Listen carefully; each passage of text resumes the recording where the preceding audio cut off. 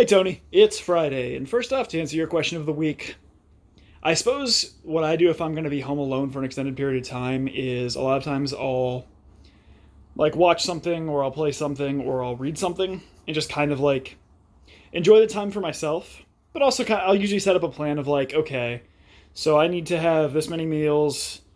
This one's going to be one thing, so sometimes I'll go out and get say I really want spaghetti one day, I might go out and get something like that, or I want a pizza, I might go and get a cardboard pizza, something like that. But generally, I mean, I'm not home alone too often. But whenever I am, it's usually I set up in a plan for however long I'm going to be alone, and just kind of go with the flow, see what the days hold. So what I want to talk about this week is going to be kind of a big subject, and that is 2020. Now, today is July 31st. 2020 is now, by far, over halfway over. At least, it will be unless January 1st, 2021 comes around, instead becomes December 32nd, 2020.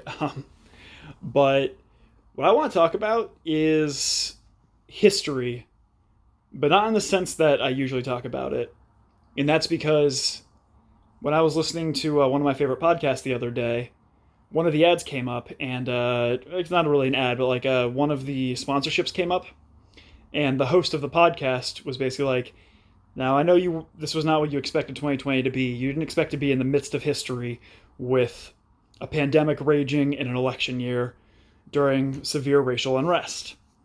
And that really got me thinking, in which we're in a transformational time right now.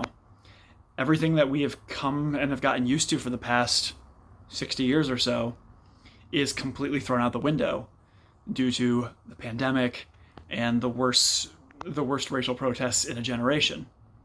I mean, worst is not the term, but the largest racial protests in a generation.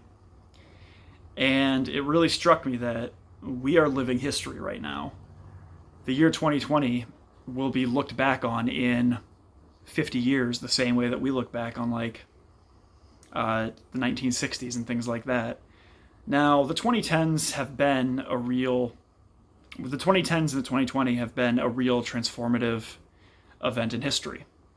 And it's something that we're going to be talking about in the history books for a long time. Particularly so one of my favorite YouTube channels that I watch is Alternate History Hub. And back in January, they ended up doing a let's look back on the 2010s, a weird decade. And that kind of struck me a little bit. Not so much at the time, but really struck me now, in which the 2010s were really completely changed by the Arab Spring back in, I want to say, 2011, 2012.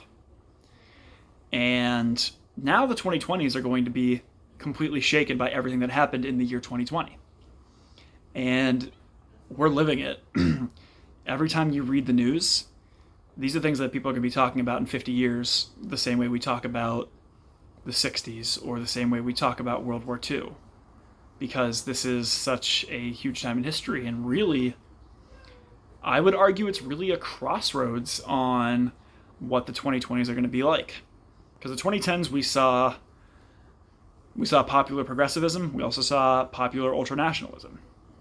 And, I mean, Joe Public is, as always, fickle, but 2010 was really a tale of two half decades, and I wonder what 2020 is going to be.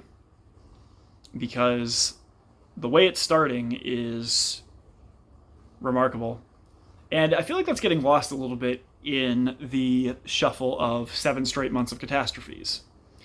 If you've seen the meme with, I think it's from Ant-Man, with the guy going down saying, oh, this happened, and this happened, and this happened, but we got $1,200. And, that meme I think is great, because it gets longer every single month, but it's also, it doesn't tell the full story, insofar as, we're somewhat numbed to all the changes, which is why you'll see people our age and your age or my age and your age joking about the apocalypse bingo. And that it tells part of the story, but it doesn't tell the full story. And I'm really assuming we live past this, I'm really excited to see what history will say about us in 30 years when we teach our kids about what happened leading up to 2020 or what happened in our lifetimes.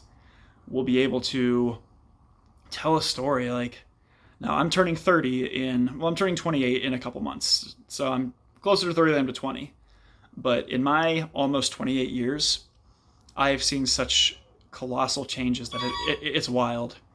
And sorry, we have a friend coming in, so you're going to get a bit of a moving video. Oh, Taylor got it, never mind. But it's going to be a really interesting, cool story that we get to tell. And I'm looking forward to telling it, assuming we get past this. So, Tony, my question for you is, how do you think history will look on us? Tony, I'll see you on Wednesday. Later, bro.